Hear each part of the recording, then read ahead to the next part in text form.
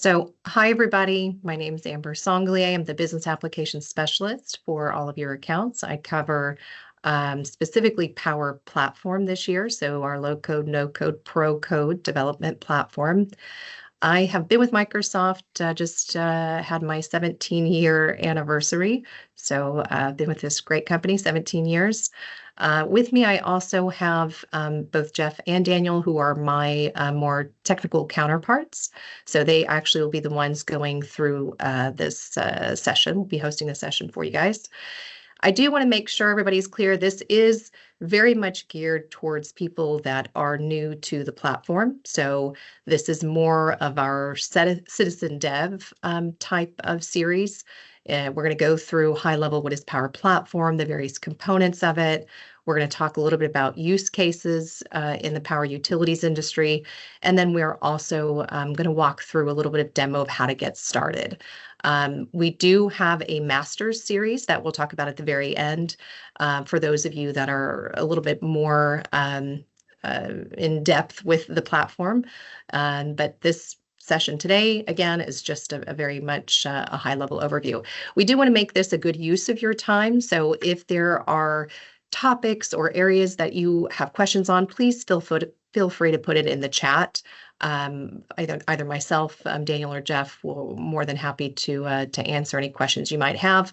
Also, if you have any ideas for future sessions where you'd like for Microsoft to cover a particular area of one of these modules on the Power Platform, let us know. We're always more than happy. Again, we're here to support you guys. We want to provide training and information about the platform and the evolution of the platform. And again, this is really your time. So with that, why don't I go ahead and hand it over to Daniel and we'll kick off. Thank you, Amber. So just so everybody knows, Jeff and Amber will be monitoring the chat. So if you have any questions that you want to put in the chat, feel free to do so. And of course, if you are really excited about something that I'm talking about, say, excuse me, and come off of mute. That's totally fine as well. To save on bandwidth here, I'm going to turn off my camera. Okay, so let me advance this. So the Microsoft Power Platform, what can we say? It is the world's leading AI and low-code platform, and it's designed essentially to empower anyone in your organization, from business analysts and frontline workers to even professional developers, and it allows them to rapidly create and build new solutions that can meet digital demand by filling business process gaps. At the same time, the Power Platform is a managed cloud SaaS, software as a service solution, built on top of Microsoft Azure. And that means that it is built on the leading security and easy to manage governance platform.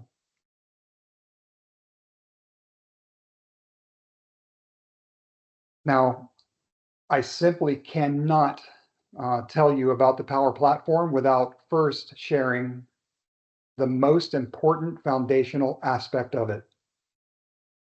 Microsoft very clearly has placed security as job number one. And we consider ourselves, as our CEO says, customer zero. And so this requires a ton of research and development, as well as the ingesting of a ton of data and telemetry into our own products to secure our own platforms. So not only must we protect our infrastructure, which is backed by about 34,000 security engineers, we extend that same security priority to our customers, including those who leverage AWS, GCP, or Azure Cloud, as well as virtually any platform. And there are three pillars that are important to understand. The first one is secure by design.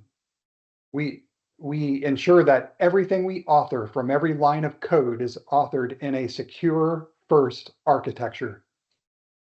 The second pillar is to make sure that our solutions are secure by default. With all these capabilities, it's really important that we turn them on by default in all of our operations. And finally, the third pillar is to make sure that we have the very best detection and correction capabilities in our operation center.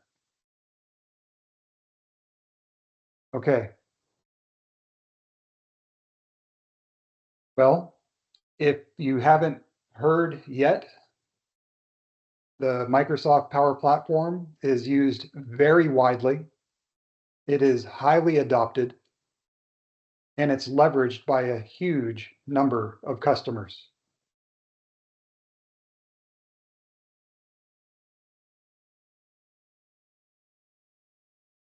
So one of the advantages to using the Power Platform is that it is extensible when leveraging Copilot with the Power Platform and even Azure.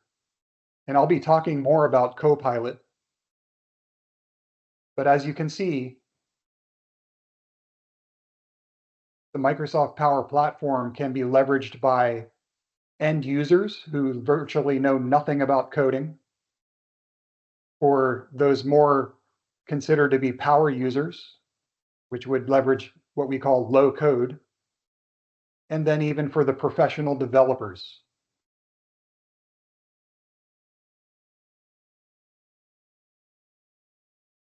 So the first thing we'll cover here is what we call Power Apps.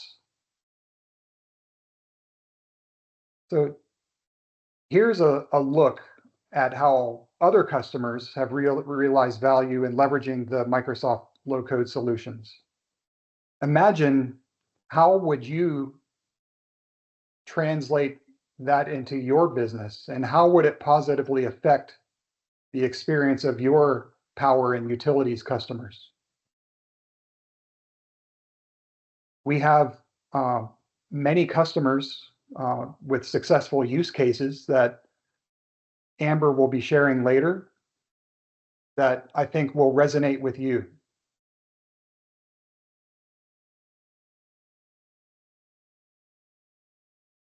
So let's look at how Power Apps helps to achieve the acceleration, enterprise value, and how it enables all kinds of developers on one single platform. With acceleration, Copilot is easy to use. It enables application development environments, and collaborative features are critical. You can't just work on an island. When it comes to enterprise scale, we'll talk about the data platform that is needed to do this, the security, of course, and governance. And finally, we'll look at how extensibility is built into the platform and how it makes professional developers more efficient while empowering our low-code makers as well. So whether you use a PC or a Mac, you can author applications in low-code form using the Power Apps Studio.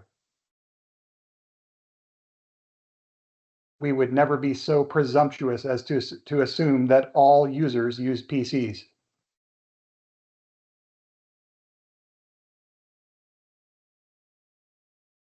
In terms of accelerated development, Microsoft continues to invest in new features and innovations, which continually add to the overall value of leveraging the Power Platform.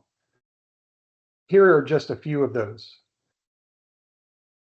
So now for the first time, what we call inline editing has been introduced. The old way, you had to go into each form and modify the components. Now we have inline editing. as if you had Excel inside of your app. And so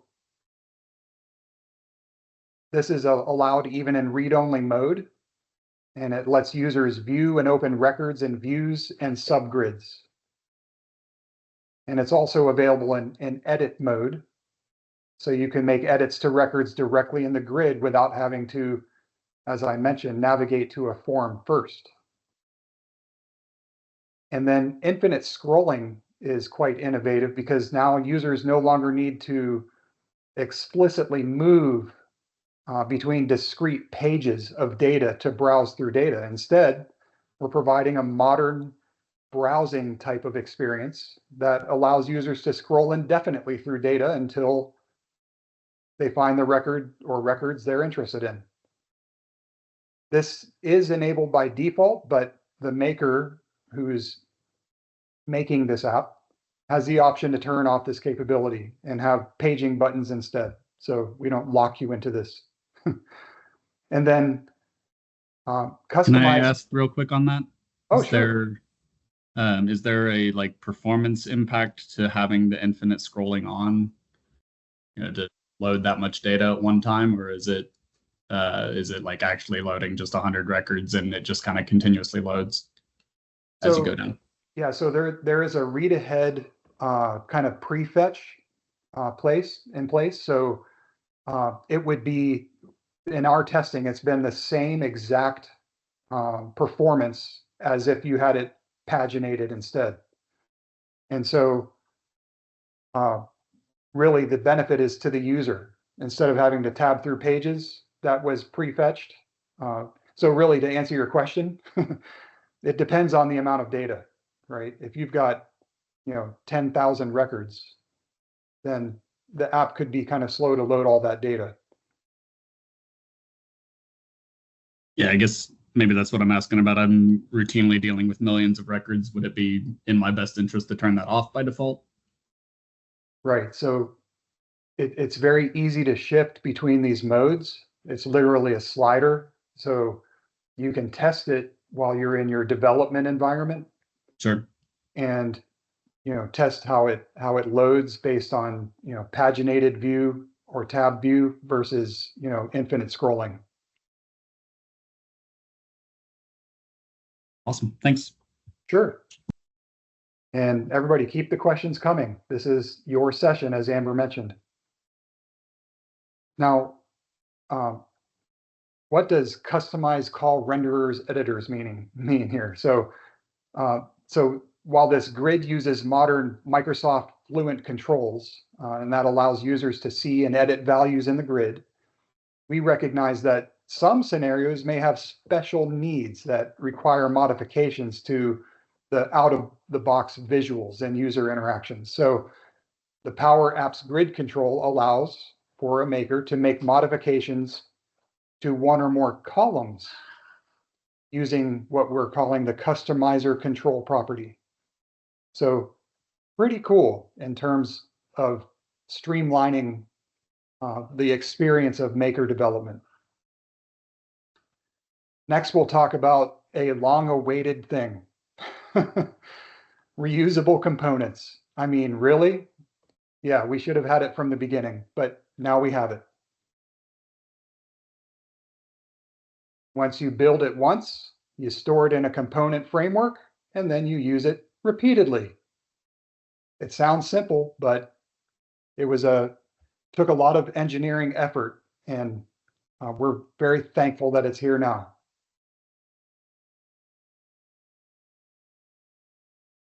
The ALM accelerator. So ALM is application lifecycle management. It's an approach to managing the stages of application development. And within the Power Platform, the ALM accelerator essentially provides a solution for setting up an enhanced ALM experience for both code first, the professional developers, and the low-code developers. Within this single accelerator, we provided both a simplified experience for those who want to get started with ALM, as well as a more advanced experience for people who want to get more control over that ALM process. And we do expect the ALM accelerator to be used by the Power Platform maker who is comfortable with using Power Platform solution management. So for advanced makers with experience using Git, Azure DevOps, and basic ALM concepts like source control, pushes, pull requests, branching, merging, and CI/CD. And by the way, we love acronyms here, but that's not our acronym. CI/CD is the combining of practices of continuous integration and continuous delivery. And we offer capabilities to allow them to work the way that you want. And of course, to use the advanced maker capabilities, there is the expectation that you have at least foundational knowledge about those capabilities. This really is an aspect of the Power Platform that I think adds one of the best values in that it can help keep all of the citizen makers honest, because they're not necessarily aware of best practices and the testing stages that are required to move an application through its life cycle. And this ALM accelerator brings them into a common interface so that they can also participate with the right guardrails in place to also contribute.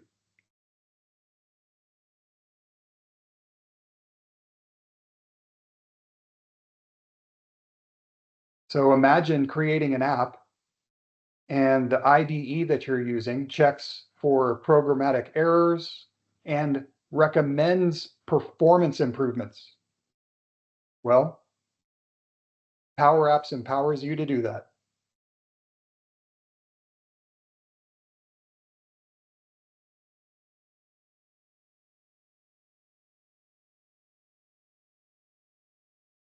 So there are modern experiences that we provide out of the box in terms of controls and theming.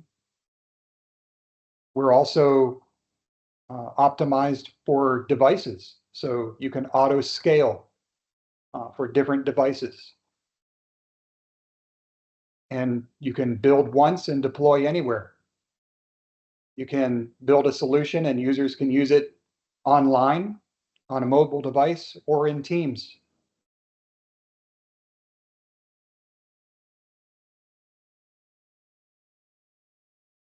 Now, a powerful application creation tool must have a foundational data element to empower it, and that is Microsoft Dataverse. Microsoft Dataverse is essentially what I call database as a service.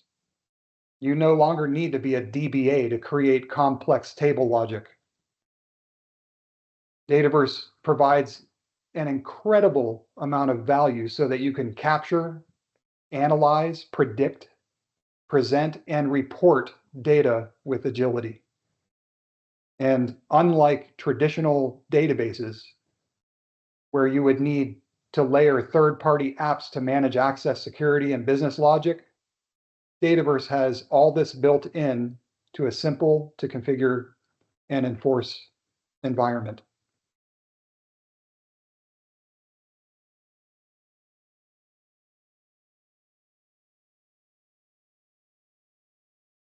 So what is inside of Dataverse? If you're not familiar with Dataverse, let's take a look inside. So API is first. Everything that you do in Dataverse creates an API, which, by the way, is an application programming interface. But these APIs can also be consumed by way of what we would call custom applications built in Visual Studio or Xamarin.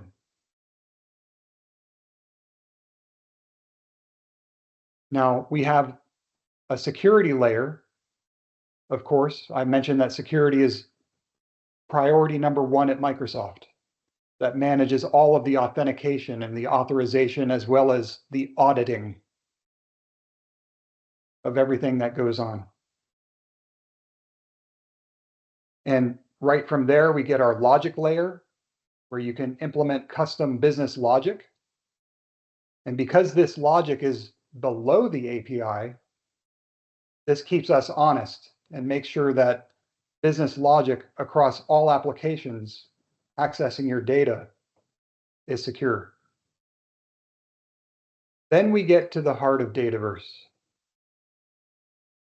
our data tier. And this allows you to define the structure of your complex business data, by the way, without writing code. And behind the scenes, we're putting your data in the right place using the optimal storage services provided by Azure. This allows us to seamlessly support practically any type of data, from relational to log data to file data and search indexes and stored data in the Azure Data Lake. Finally, no deployment of Dataverse lives alone.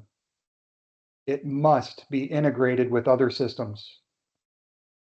Therefore, we provide many ways to integrate Dataverse with external systems, from eventing to webhooks to data export.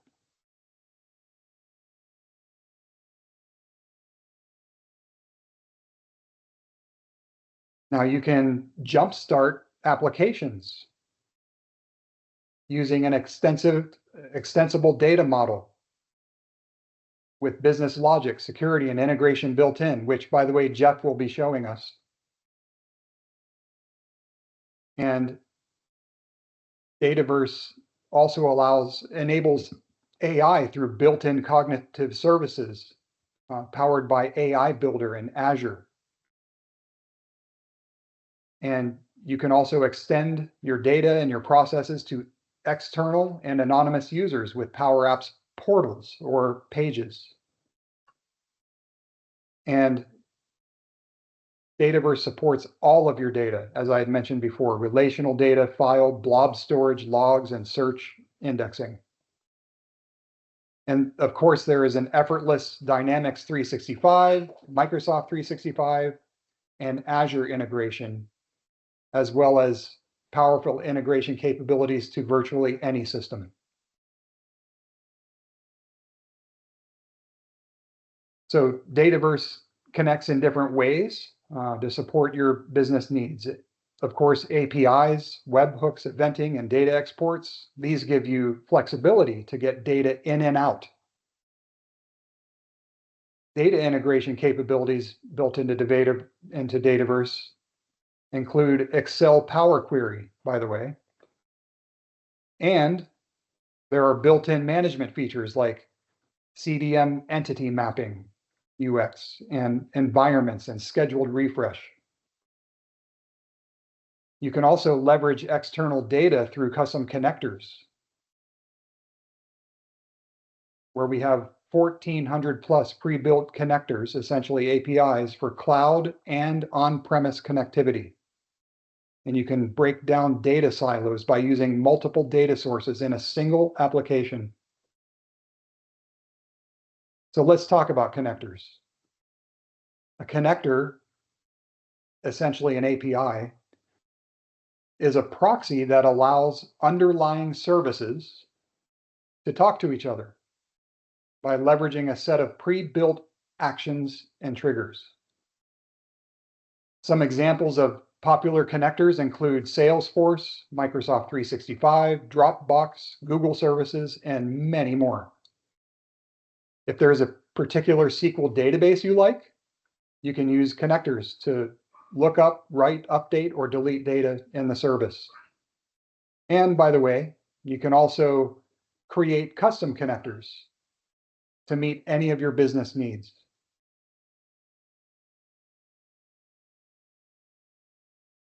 So let's talk about Power Automate.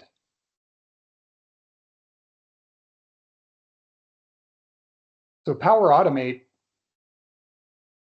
really is probably the most well known of the Power Platform, in that it is the evolution of what we have come to know as RPA, robotic process automation.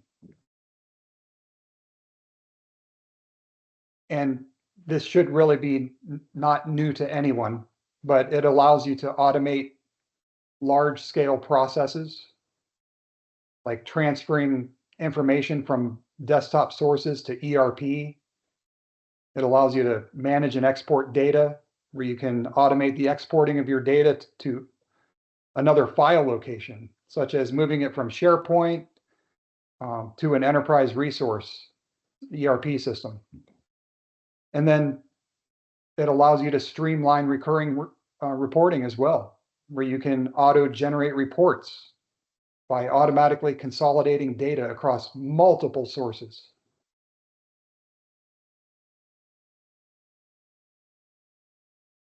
Now, on the left, you see desktop flows, and on the right, you see cloud flows. On the left, desktop flows would be robotic process automation. On the right is digital process automation in the cloud. Now, desktop flows automate what you would refer to as legacy applications, and they don't have any APIs. These are great for this type of automation is great for personal productivity gains. Cloud flows accelerate the automation of modern systems that have API connectivity. So Power Automate bridges the gap across on-premise and cloud, including scaling up, down, and out, while auto-scaling, including load balancing. This combination enables governance at scale. I'll pause here for a second. Any questions so far?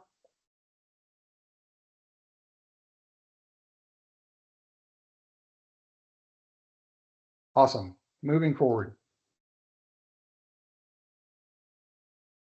So the Power Platform is built to work with all of the Pro Code tools that you can see here, whether it be Visual Studio, Azure DevOps, or GitHub. And those are pretty well known, by the way.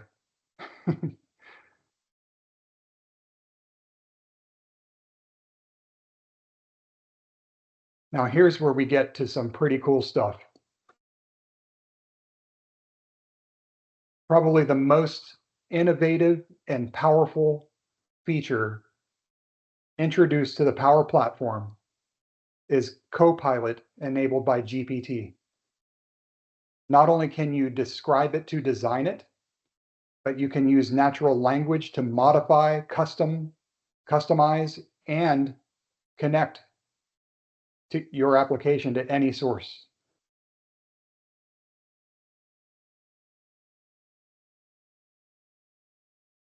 Of course, it is the Microsoft way to provide a ton of templates to help get you started, just in case you don't know where to begin.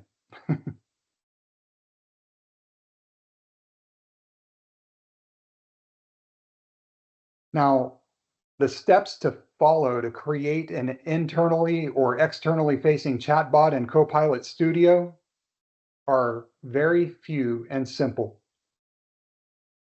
One, you go to copilotstudio.microsoft.com, you click the Create a Copilot button, you choose the name and language of your virtual assistant, you indicate a web resource, which you'll use to obtain the topics.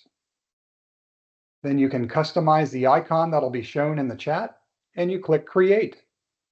Then you have a fully functioning Copilot, which can answer questions about any of the data that you've given it access to.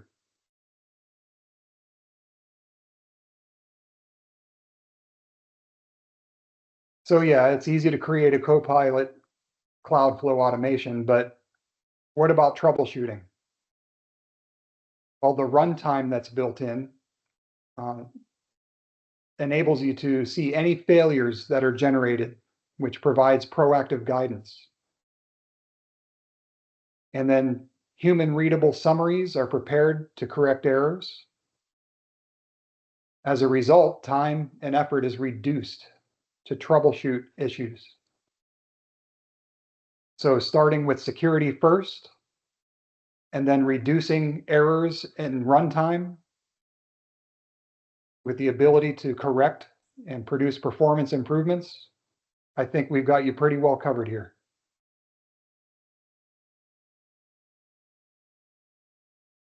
I had mentioned desktop flows briefly, but essentially you can, with any Windows 11 desktop, quickly create a task to automate legacy applications. Very easy to use, and of course, it is a very good personal productivity tool. And of course, it allows you to bridge old and new systems.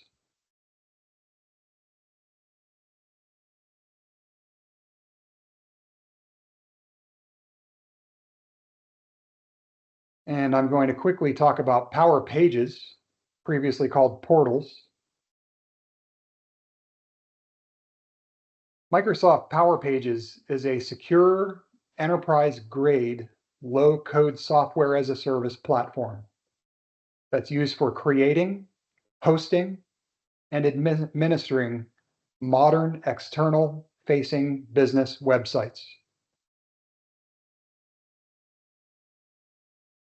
Now, we would be remiss if we didn't also empower Pages with AI. So Copilot enables users to uncover information and insights through engaging conversational interactions. This intelligent approach to site design not only enhances the user experience, but also provides a more intuitive and efficient way for users to interact with your site.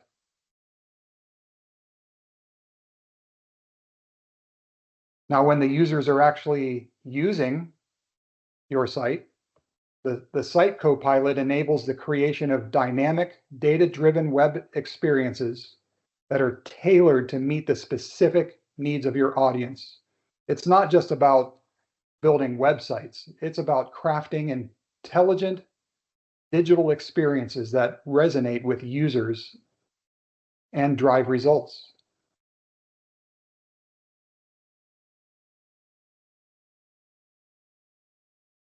The Site Copilot that is in Power Pages also enables makers to configure a Copilot chatbot out of the box with no additional authoring. Copilot chatbot understands authenticated user context, who's the current logged in user, and can be customized using Copilot Studio. This also includes structured data.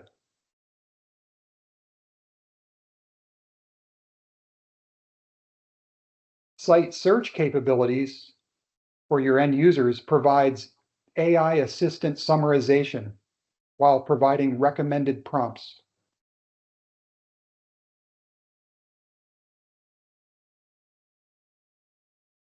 So business sites typically have custom layouts and functionality, and organizations want to reuse these custom experiences across sites and apps. That makes the experience more fluid. Power Pages supports reusable custom components. I'm sure you can recognize a theme here, including code components and web templates. Code components are built using the Power Apps component framework, which we like to call the PCF, and can be used in Power Apps and Power Pages sites. In Power Pages, pro devs can add code components to a web page or a data form by way of code, and makers can configure the component properties in Studio. Going back to the design studio, there is also the ability to see in real time who is actively editing a page in Studio or VS Code for web.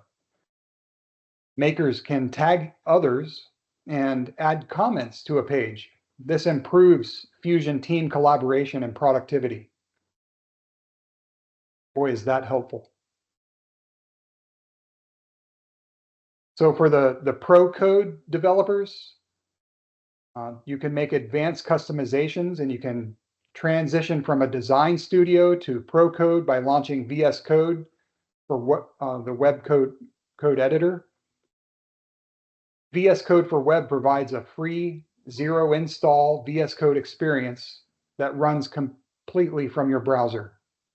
And you can access all the source files for your site and make lightweight code changes quickly and easily.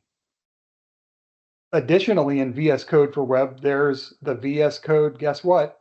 Chat Copilot experience, and that provides coding assistance and can accelerate page customizations.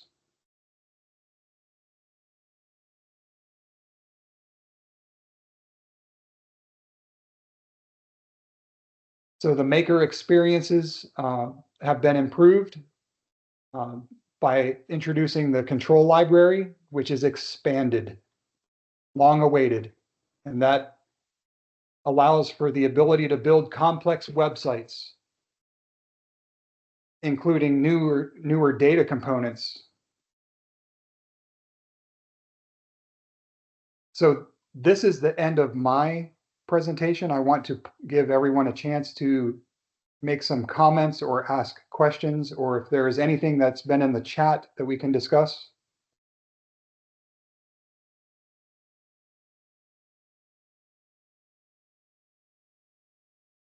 Good Okay, stuff. Thanks, cool. Daniel. So I will stop sharing, and Jeff, you can take it from here. Yeah, thanks, Daniel. Let me go ahead and share my screen. Okay, should be coming up with our title slide right now. So I wanted to discuss some of the most successful use cases that we've seen in the power and utilities space. Again, feel free to interrupt with any questions along the way. So PG&E established a center of excellence to help engage over 1,300 employees in order to support and grow citizen developers across the organization. And by automating low impact work such as redundant help desk requests and manual equipment management, they were able to reallocate resources to high impact work using Power Automate, Power Virtual Agents, which is now known as Copilot Studio.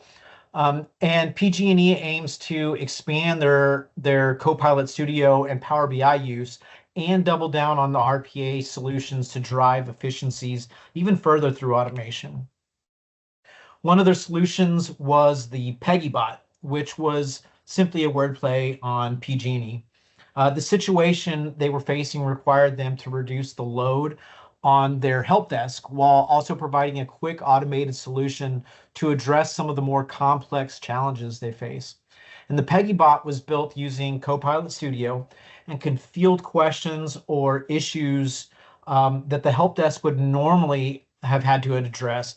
And one of the biggest being SAP lockouts that has already saved the help desk close to 840 hours per year. And this has reduced demand by around 30% and saved PG&E more than $830K in the hours and effort needed to resolve basic issues. In California, PG&E assists local areas during natural disasters by setting up hubs for first responders and with essential equipment. These are critical communication pieces like handheld radios, temporary cell towers, and satellite uplinks. And they managed over 3,000 pieces of equipment that were looking to mitigate inventory loss and track devices very effectively and reduce replacement costs. The solution was to create a Canvas app using Power Apps in order to scan barcodes that are attached to each piece of equipment. And they could then store this data in SharePoint list and include details like the item's location, the assignment and condition, and then users could consume and visualize that data inside of Power BI. The benefits here are in centralized management and tracking of the deployment of the equipment from the warehouse to the field. And this alone has saved more than 8,600 hours of effort and more than $1 million based on these hours and equipment lost. TransAlta has built a Power App that acts as a decision validation tool in order to minimize operational costs. They changed how the resource operations and were in need of an effective way to accurately and economically dispatch employees for equipment repair. As I mentioned, they built a decision-making tool that helps calculate the cost of dispatching an immediate response outside of operating hours. And because they were able to greatly reduce the number of unnecessary dispatches, the cost of building and implementing their Power Apps was returned to them in the first couple of weeks of deployment. And from here on out, they're just maximizing ROI. Mainstream Renewable Power has successfully used the Power Platform to create everything from new case management solutions to automated processes that expedite Dynamics 365 finance and enrollment for new users. Modernizing current applications and processes has also been a leading use case for Mainstream Renewable Power, which has been augmented with automation features from Copilot Studio. Creating a bot to help answer questions that can be addressed from an integrated knowledge base, as well as conversation bots, set up more complex queries and has led to automation of 30% or more of incoming service calls. Equinor. Equinor used Power Apps and Power Automate to evolve a small app that tracks tubular goods along its supply chain into their oil country tubular goods tracking dashboard. And what began as a single step in their supply chain has grown into a centralized platform used to create and manage orders related to tubular goods between multiple users and vendors in real time. Orders are created with Power Apps, communicated within teams, and orders are managed with Power Automate. A Power BI dashboard visualizes data stored in Dataverse for reporting and risk identification. And while not a traditional line of business app, the team worked backwards into a line of business app from scratch, all starting with a developer without any prior experience with the Power Platform. Fortis Alberta. Fortis Alberta used the Power Platform to digitize injury prevention plans, or IPPs. Their initial injury tracking process was paper-based and prone to human error, legibility issues, and it really required tedious double entry, which ultimately created additional overhead. Safety meetings were recorded to cross-reference the information on paper forms, which introduced low-quality recordings via voice recorders or even through phone recordings, which presented a security risk, of course. And moving to a digital system was clearly necessary. Moving away from paper-based injury prevention system to an end-to-end solution only took 2 months with code-first developers using the Power Platform, which is a testament to the acceleration expected with low-code tech in the hands of professional code teams or code-first teams. A Power App, Canvas app on the work site allows the supervisor to access IPPs on their mobile device, which is connected to Power BI, and it provides reporting capabilities and visualizations. Repsol empowers their departments with their do-it-yourself Center of Excellence. And with the DIY Center of Excellence, Repsol sought to provide their employees with access to tools and templates to help them create their own solutions that meet their unique needs in the workspace. And with nearly 500 active apps now, their DIY program has seen adoption across hundreds of departments worldwide. The head of the DIY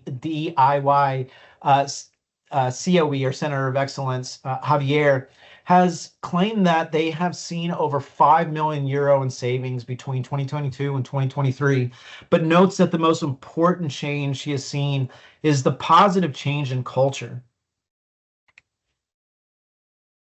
Centrica has achieved significant success with the Power Platform, but sought to ensure the longevity and adaptability of its solutions. And by leveraging Dataverse and Power Apps connectors, the Centrica team removed any limitations on the Power Apps ambitions. And as a result, robust enterprise-wide apps are now being deployed within months, and new opportunities to integrate with third-party tools like SAP are currently being explored.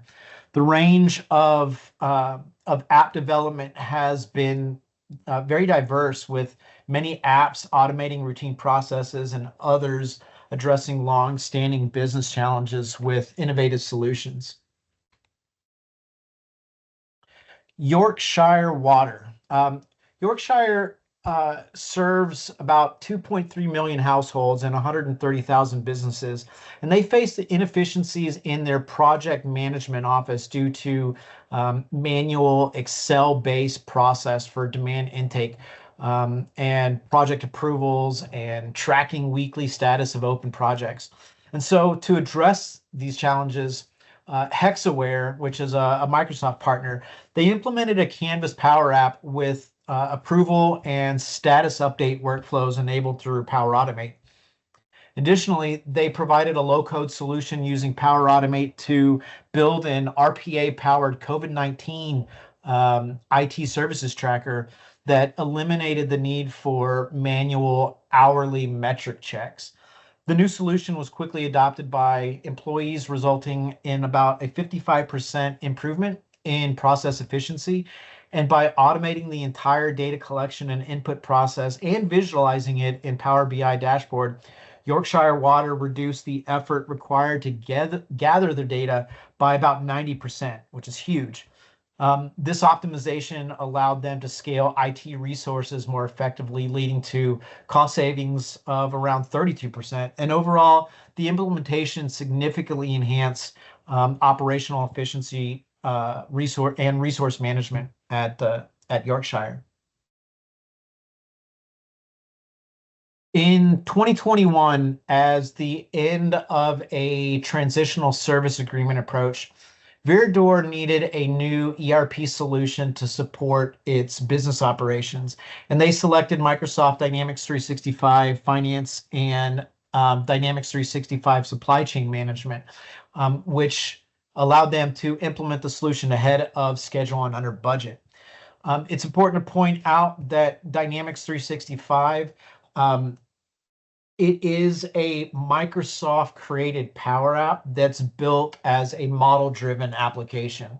And this led to a 25% reduction in cost, in run cost, that saved them 400 hours per month in account processing, which was a 30% reduction in reporting effort, and a decrease in risks in their risk register.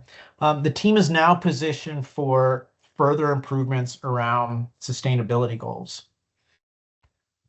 And then this slide is going to show off some existing projects and works across various companies using a lot of different tools within the Power Platform, not necessarily specific to any particular business.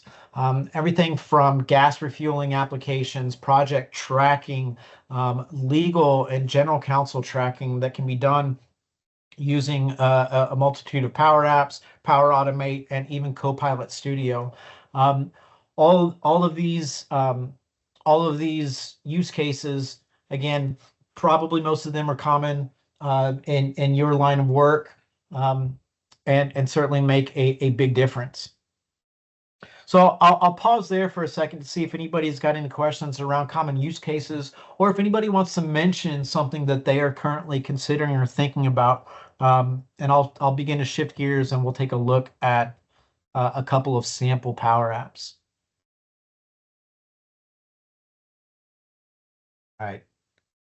Give me just a moment to get my next screen ready then. Looks like Douglas has a question Oh, or comment. Yeah, actually, the use case where you guys mentioned the tracking of physical equipment using a Power App and barcode scanning, yeah. that was a very that was a very interesting use case to me. I'm kind of very curious to hear a little bit more about that one or any similar use cases you guys may have where you're doing any type of scanning of barcodes and tracking of equipment. Yeah, so I think you're mentioning the one from PG&E for their emergency response. Yes, So in that's order it. for Yep. them, to track the 3,000 plus pieces of equipment. So I will say I hear this is a pretty common use case across my utility accounts. So I cover 15 utility accounts here in our South region. And there is a lot of paper in the field and a lot of paper manual processes. So a lot of my accounts are creating very simple power apps. Some have barcodes on their equipment, not all of them do. So there's different ways they're going about tracking that equipment. But all of them, due to the digitization of the process, are seeing pretty good results.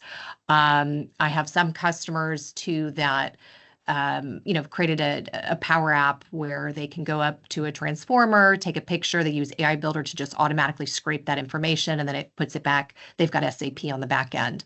But yes, I mean, power apps for tracking of equipment in the field, I would say is pretty common and standard. I don't know if you have any particular questions about it.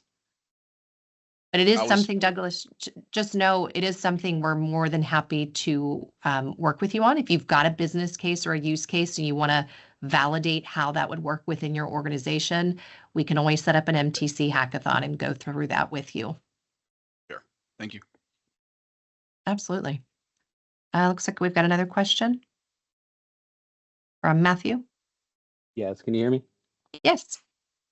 Hey, so kind of what the previous person was just mentioning, I'm currently working on building a asset inventory tracking power app.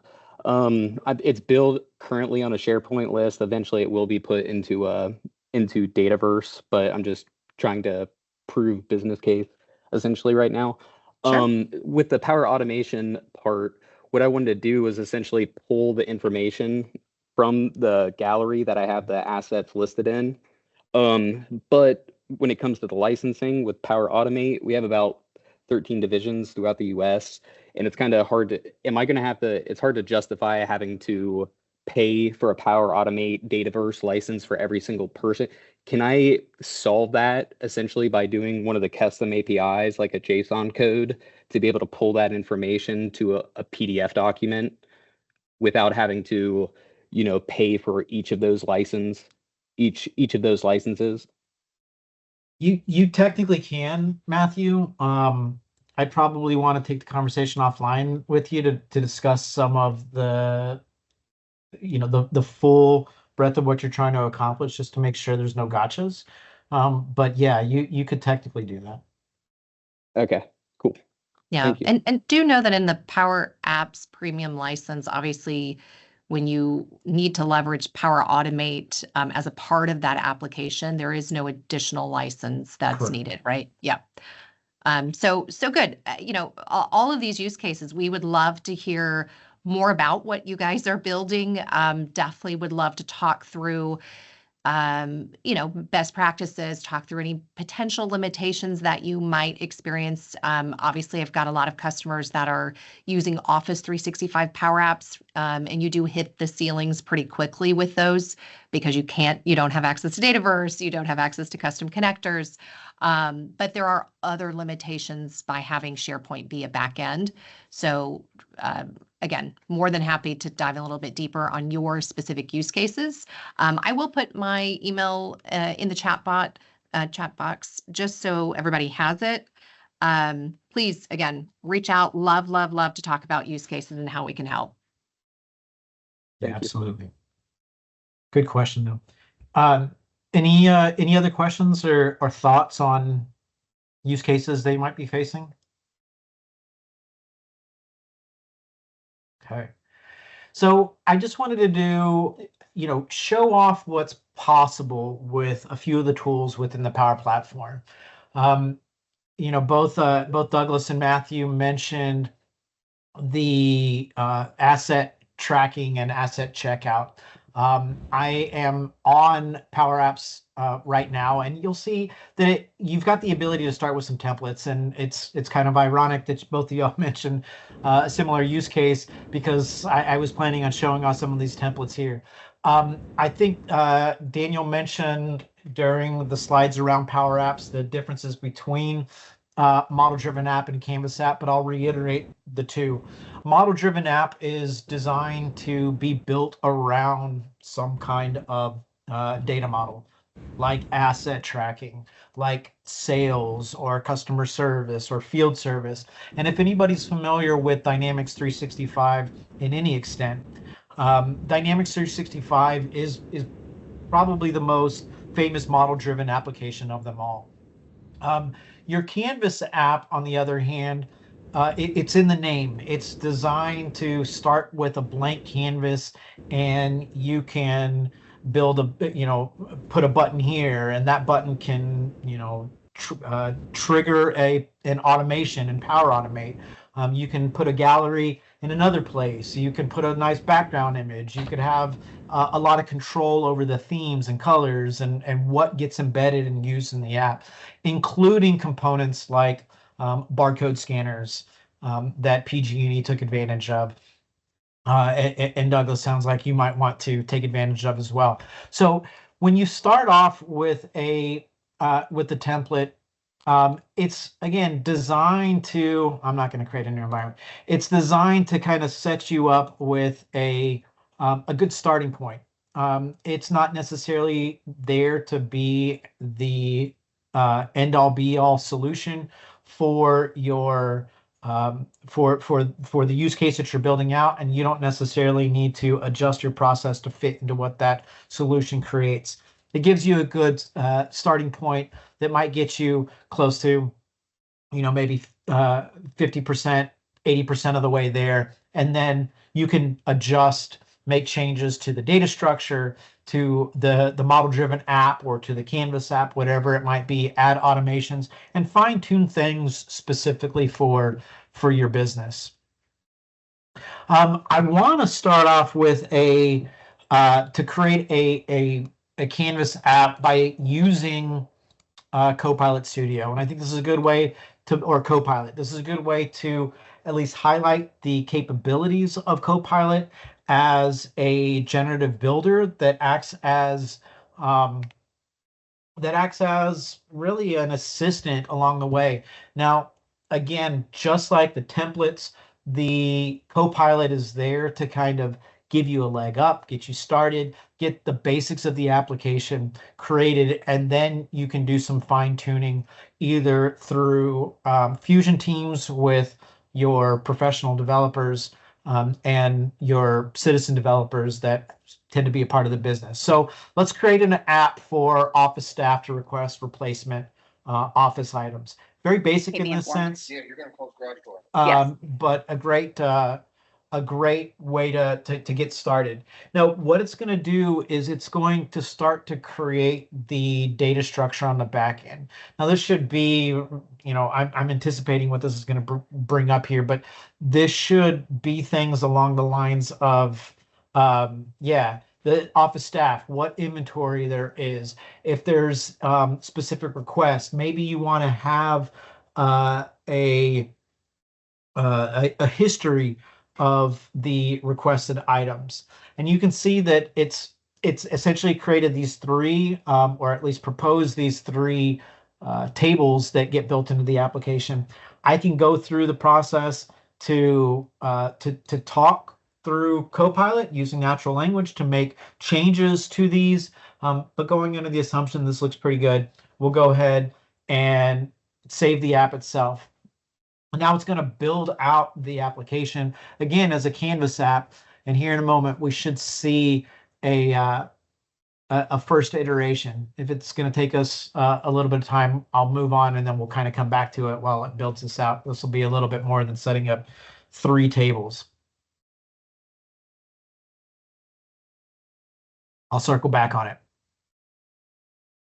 So a task scheduler. So this is something that I've built out using a what's known as PCF controls, or the Power Apps Component Framework.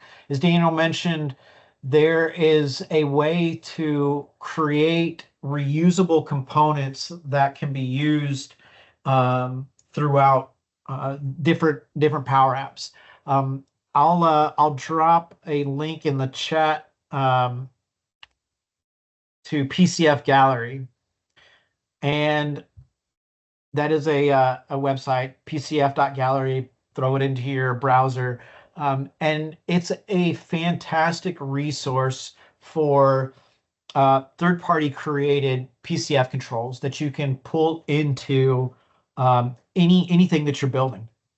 And in this case, there's somebody by the name of Scott Duro, who is a fantastic resource in the Power Apps and the Power Platform community, that created a drag and drop component where I can build out, think of Kanban charts, or in this case, using a schedule board, where I can drag something from unassigned task, in this case, throw them into some kind of calendar, move them around, and make adjustments. Now, I will say that this schedule board that I've got here is a great resource to build as a Power App. However, Dynamics 365 does have some native functionality built for a schedule board with a very similar look and feel for drag and drop. It's really there for project management and even work order management. But this is a great example of utilizing PCF for extending the capabilities beyond what is native in the components that come with Canvas apps.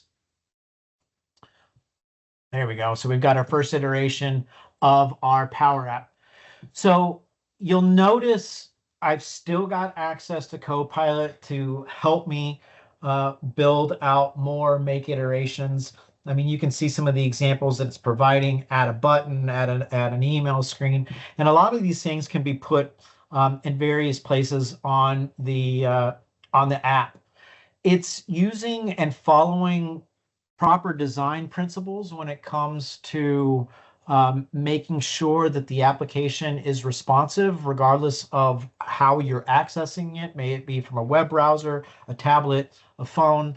And so it's already working those design principles in place, which is what a lot of these containers are. I have access to a multitude of those components that I can add in. Let's see, I think we've got our barcode scanner. There's our barcode reader right there. So we can add in those components, and like I said, put them wherever makes sense, wherever I need to add them to build out my application. So again, very basic setup in this case when it comes to Canvas apps, but very powerful at the same time. This particular one was set up with a data structure being built on Dataverse. And so if I ever need to access any of those, there's those 3 tables that it suggested to us when we were running through the Copilot scripting. Jeff, looks like we've got a question. Yeah, Quack On has a question. Hey, good morning, team. So this is Andy No from Next Era Energy. Great presentation so far, guys. So question about Copilot within Power Apps. In the past, I've tested that by playing around with some of the simplistic syntax by telling Copilot, build me, I don't know, 5 blank app screens, something on that scale. It's been pretty good at doing. But in the event that syntactically I just forget the structure of how to build one, I've tried telling Copilot to build me a collection, name the collection. I pass through the key value pairs of the column names and what I want to pass through. And 6 months ago, it wasn't able to do that. Could you demonstrate the capability of Copilot now to do some of the more complex actions such as that? So what specifically, I could try. I mean, what specifically were you trying to create? Just telling Copilot to build a collection. Let's see if we can do that.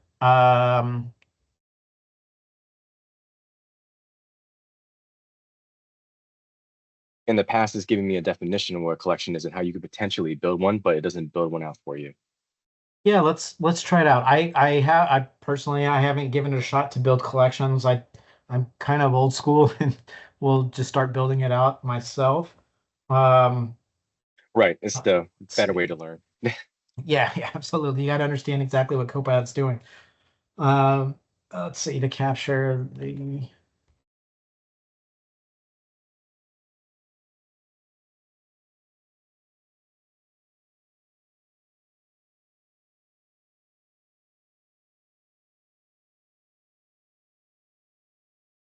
I will say if the last time you tried it was 6 months ago, Copilot is rapidly accelerating in its capabilities, and yeah, look at that, still giving us a reference. So yeah, that might be a case where you've got to actually set things up manually on your own, and run through the process. But um, it's certainly doable as far as once you've got that collection in place, where you want to put it, and how you want the system or the application itself to work and manage it. Okay, sounds good. I got you. Yeah, and Andy, happy to take that one offline if you want to kind of look into what you're building. If you're already building something out, and we can kind of look at best practices on working with collections as well. Yeah, sounds good. Cool. All right, another example. So this is an app that I began working on in order to really focus on responsive design and those design principles that I mentioned earlier. All of this data is tied back to Dataverse. I set thresholds for each of these metrics to change whether or not they were coming in as red, yellow, green. And then the idea that I was playing around with here when I was building this out was to be able to pivot between a list view and a gallery view. So again, same data that's there, but instead of seeing it as a list, I can now see it as a gallery. And I haven't built the functionality in yet, but I can essentially click on each of these and bring up a full form that gives me more access to the details of, in this case, these particular wells that are being drilled and set. I've also got the ability here where I set up a filter, and you'll notice as I click that, everything kind of adjusted over to the left, and I still can see the gallery here, and I don't lose anything with the filter itself. And then getting rid of it, things pop back to the side. Okay.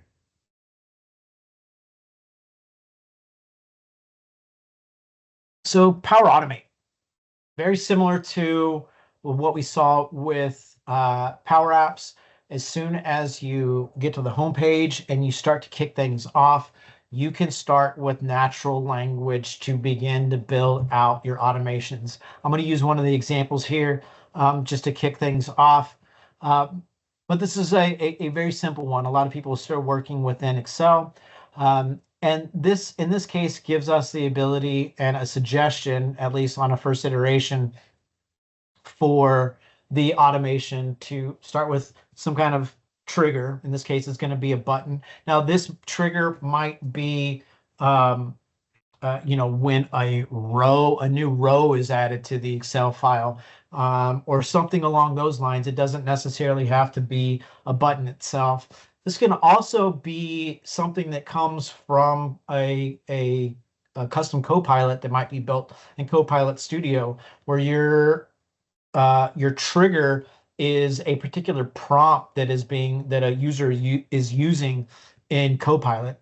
We'll accept what Copilot's suggesting in this case, and start to move on. Just letting me know it needs access to Excel Online. If there are any other connections to other data sources or resources that require your authentication that can be added.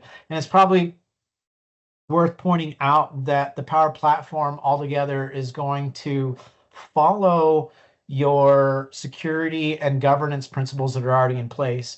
Meaning, if I'm trying to access through a automation or even through Copilot Studio, if I'm trying to access data that I don't already have access to, I'm not going to be able to fully execute or work with the again, automation or the Copilot, whatever it might be.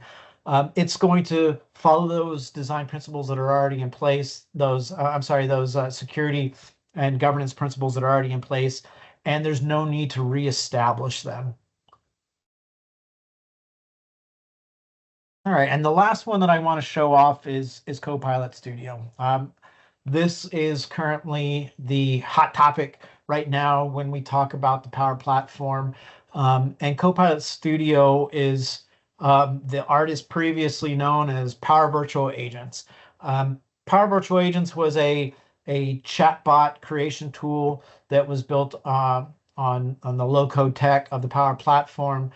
But as soon as GPT functionality and generative AI was added to Power Virtual Agents, that completely changed capabilities and puts bot functionality on a whole new level. And because of that, a good branding change was made. So this is an example for sustainability insights. When you start off building a custom Copilot, of course, you give it a name, you give it a description, but you can also give it a set of instructions. And this set of instructions acts as a prompt. You're telling it what to do, who you are, the limitations of what you're capable of doing, outside of knowledge, of course. And this really gives it a good basis of its intent as a custom Copilot or a chatbot. You then have the capability to add your knowledge sources, and the knowledge sources themselves, by default, a lot of people are going to utilize websites or SharePoint lists for them as well. You can also upload files like PDFs, Word documents, PowerPoint, and put those as an available knowledge source for your Copilot. And Dataverse, still in preview. I'd imagine we're going to see some things as the Power Platform conference is quickly approaching. Same thing going with Fabric is just right on the horizon. There's a few other options to connect to other data sources that are already here. SAP is a huge one. And of course, if there's not an available connector based on the 1,400, give or take, that are already out there, you can build a custom connector to data source. As long as there's an available API to connect to, you can absolutely connect to those additional data sources. And in doing so, that's a great way to RAG the data or ground all of the knowledge that you're working with.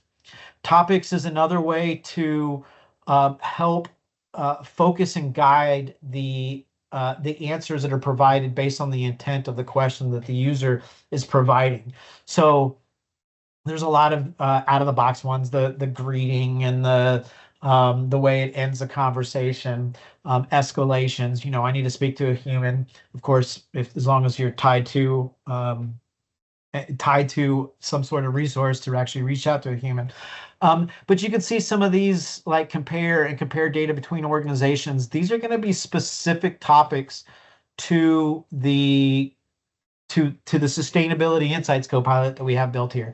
So this one wouldn't have been out of the box. And it's looking for some of those trigger phrases to walk us through, to give us a very specific type of answer instead of using general knowledge to provide an answer. And of course, you do have the ability to, it's going to be over here, to turn that off. You can disable the Copilot's capability to use general knowledge, and instead provide me exactly what's going to be as part of my sources. So let's use some of the one of the examples that we've got provided to us. What is Microsoft doing about sustainability? So it's going to give us a pretty good response about what Microsoft is currently doing for these initiatives.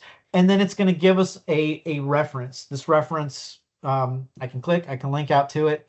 In this case, this was PDF. And I can, of course, utilize that document just to confirm exactly what the bot has told us. And then you'll notice that it's also letting us know that it was surfaced using Azure OpenAI. It is not going out to the web necessarily to find any details to respond to that question. It is using its own sources that have been fed to it through the knowledge. And then during the testing phase, you can, of course, upvote or downvote, and this is going to be a good way to help the Copilot continue to learn, get better at what it does, and make sure that it's ultimately providing the right type of answers for you. Hey, Jeff, just a time check. We've got 10 minutes to the end of the meeting. Yep, you got me already. I'm at the end of my slides. So any questions or feedback? Has anybody had the opportunity to play with?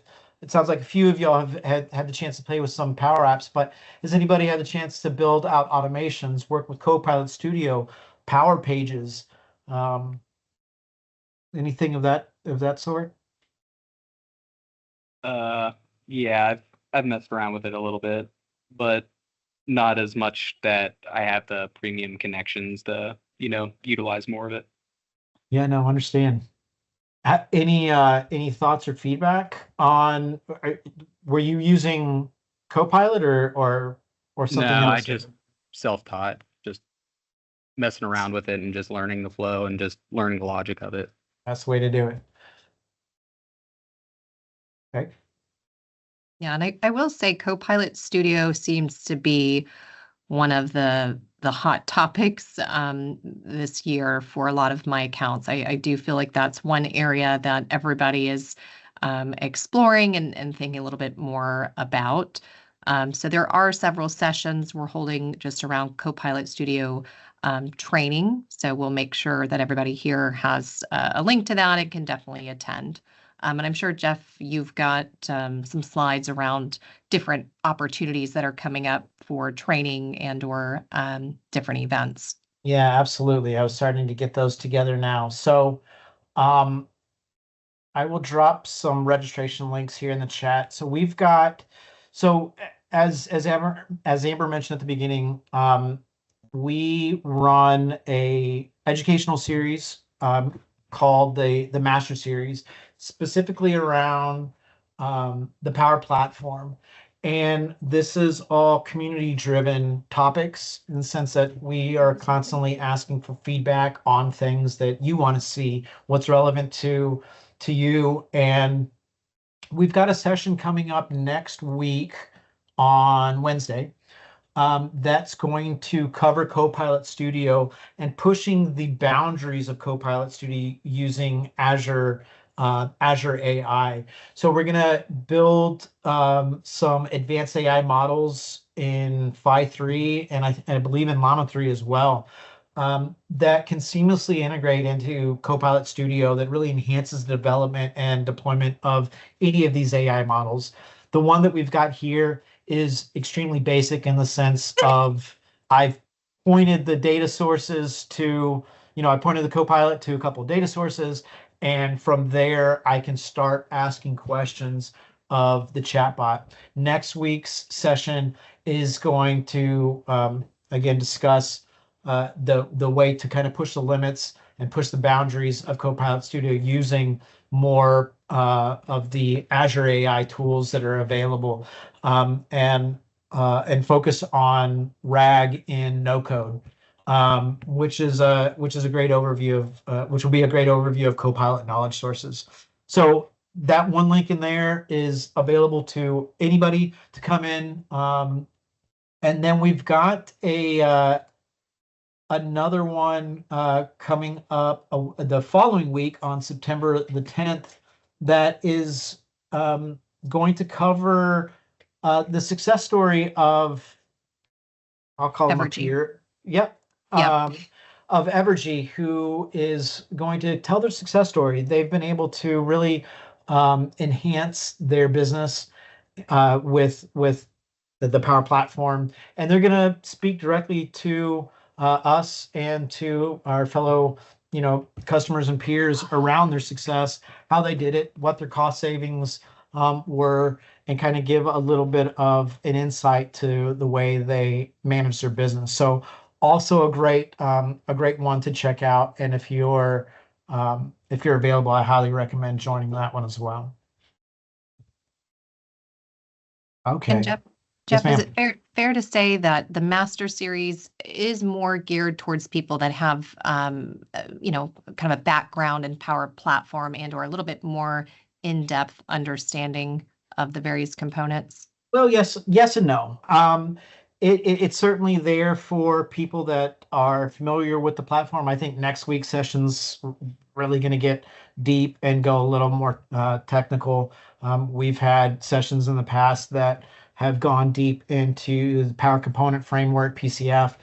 But it's really there for anybody that is a bit of enthusiast around the platform. Matthew, dipping your toe as a self-learner. It's geared towards individuals like yourself that want to understand a little bit more about it, and are curious about the tools, how we tend to use them, how other customers tend to use them, what the successes are. And at the end of it, if you want to have follow-up conversations with any of the technical specialists, like myself or Daniel, we are happy to follow up with conversations around that. But it's not necessarily geared towards pro code developers or even those that are fully familiar with the platform. Great, thank you. And thank you for this session. Hopefully everybody found it to be a valuable use of your time.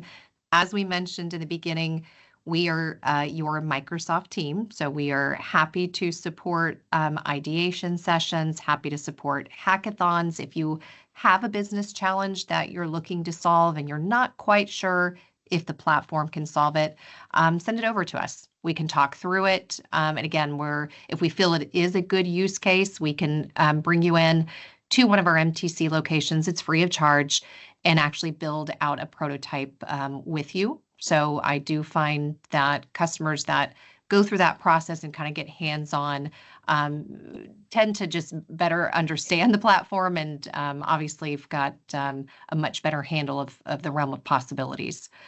So with that, we thank all of you for your time today.